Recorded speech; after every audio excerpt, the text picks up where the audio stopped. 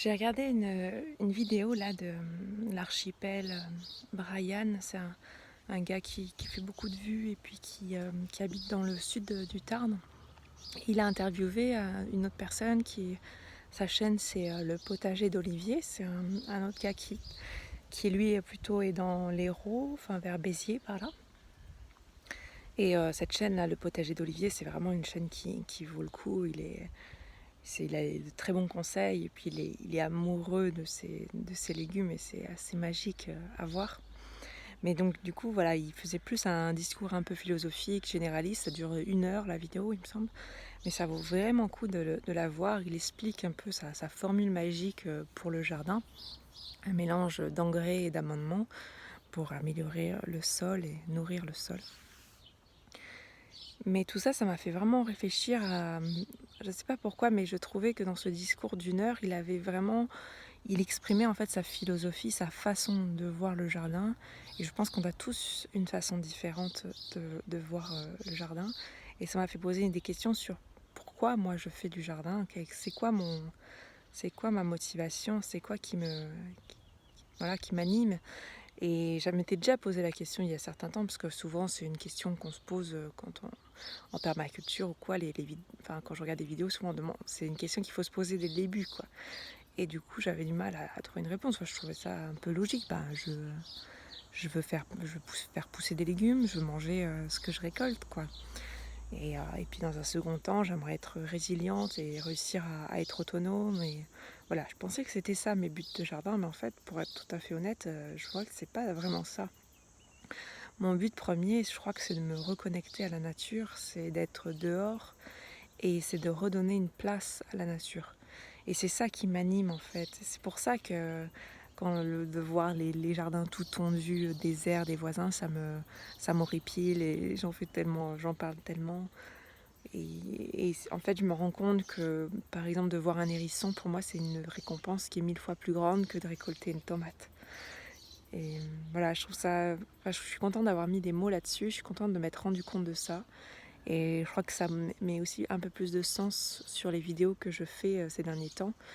Parce que je me disais, ça sert à rien mes vidéos, je vous montre mes trucs poussés, c'est ridicule, ça intéresse personne. Alors peut-être que ça intéresse personne, c'est pas ça, c'est pas très grave, mais qu'est-ce que j'essaye de faire en fait? J'essaye peut-être de montrer la magie et l'émerveillement que je ressens à chaque fois que je suis dans mon jardin et de voir les choses pousser, évoluer et de découvrir voilà, des choses qui se mettent en place toutes seules. Et ça me fait penser à la photographie.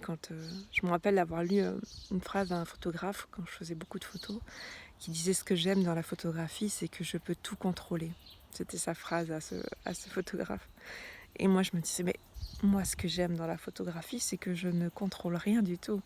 C'est que les choses, elles arrivent et il y a une scène qui passe et on est juste là et on appuie sur un bouton et on a capté quelque chose sans même s'en rendre compte. Et je crois que c'est la même chose que je ressens avec le jardin. C'est ce côté totalement incontrôlable. J'essaye de faire des choses, mais, euh, mais je préfère voir ce qui se passe tout seul, quoi. Et j'essaie de vous le montrer un petit peu. Et je crois que voilà, c'est un équilibre à trouver parce que quand même, ce serait quand même bien de pouvoir manger du jardin. C'est quand même le but ultime au final. Mais pour ça, je pourrais tout arracher, retourner la terre, mettre des engrais naturels ou chimiques et puis ça pousse et ça marcherait très bien en fait. Ce serait beaucoup plus simple que la démarche dans laquelle je suis. Parce que moi, je suis là toujours à avoir un mal au cœur d'arracher une herbe. Et finalement, voilà, c'est le bon compromis à trouver entre, entre laisser la nature s'exprimer, réussir à implanter des plantes qui ne sont pas là au départ, hein, l'aubergine, tout ça, qui sont même pas des plantes d'ici, réussir à les acclimater à ce milieu naturel et en même temps réussir à récolter quelque chose. Donc c'est voilà, tout cet équilibre à trouver que j'avoue ne pas encore avoir trouvé parce que oui, je laisse plus de place au sauvage et même arroser me semble un peu contre nature des fois. Donc ça m'a pris du temps de me dire ok, j'arrose, je réponds aux besoins de ces plantes qui ne sont pas adaptées à ce milieu pour mon besoin personnel. Enfin voilà, c'est toute une réflexion, toute une philosophie et j'ai envie de creuser tout ça, de voir qu'est-ce qui m'anime et comment est-ce que je peux réussir à concilier les 2. Et si un jour je donne des formations, de jardin, je crois que ça va être, sur ça. Ça va être sur cet équilibre, que je cherche à trouver et ouais, comment faire et comment se reconnecter à la nature. Ça paraît, c'est la phrase à la mode en ce moment, là, se reconnecter à la nature, mais je crois que c'est plus dur que ce qu'on pense. Je pense qu'on est plus déconnecté que ce qu'on croit.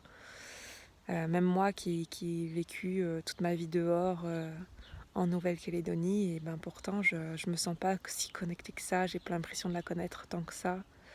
Quand je vois juste par exemple le rapport de Justin avec les insectes, Justin il a un amour pour les insectes, il a une capacité à leur parler, à les sauver dès qu'il peut les sauver. Jamais il va écraser un insecte. Et je trouve ça hyper beau en fait. C'est qui je suis moi pour t'enlever la vie, toi petite bête qui s'est retrouvée par hasard dans ma maison, quoi. Et qu'est-ce que ça me prend comme effort de juste t'orienter vers le dehors plutôt que de t'écraser sans même réfléchir en fait, sans même voir la place qu'a cet insecte. Enfin voilà, ça peut paraître un peu zoubinours, mais voilà, la reconnexion à la nature, je crois que c'est ça, c'est donner sa place à chaque chose. Ça ne veut pas dire le surestimer, ça ne veut pas dire ne plus manger d'animaux, ne plus arracher une plante, parce que c'est pas ça la vie. La vie, c'est aussi la mort et c'est ok d'avoir un peu ce pouvoir-là de Dieu en tant qu'humain qui choisissons qu'est-ce qu'on laisse vivre et tout ça. Mais l'important, c'est de vraiment aller vers la vie, c'est de encourager la vie. Et je pense qu'on a ce pouvoir en tant qu'être humain, qu'on a oublié, mais on a cette capacité à régénérer la vie, ou à accélérer la vie, on va dire plutôt, parce que la vie, elle sera toujours capable de se régénérer toute seule, mais nous, on a la capacité d'aller plus loin, d'aller plus vite. Euh, voilà, et je crois que c'est notre rôle. Et si on arrive à la fois à optimiser la vie et à la fois à se nourrir, bah, je pense que c'est là qu'on a gagné. Mais c'est pas encore gagné, mais c'est pas encore réussi pour ma part. Mais oui, déjà juste observer, c'est la première étape et je crois que j'ai encore quelques années d'observation pour vraiment un peu plus comprendre tout ce qui se passe, même si tout ça reste un grand mystère.